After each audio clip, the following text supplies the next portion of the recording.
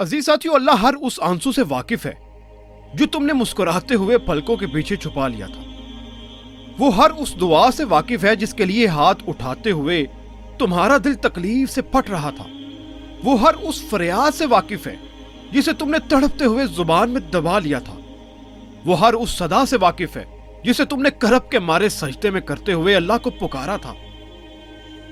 अजीज साथियों, वो उन रातों की वहशत से भी वाकिफ है जब सब सो रहे थे और तुमने आवाज के खौफ से दर्दनाक चीख को जब्त करके मुंह को हाथों से दबा लिया था। वो हर उस लम्हे की अजियत से वाकिफ है जब तुम्हें लगा था कि तुम्हें कोई नहीं सुन रहा, तुम्हें कोई देख नहीं रहा, तब भी वही एक था जो तब भी तुम्हें सुन रहा था, देख रहा था।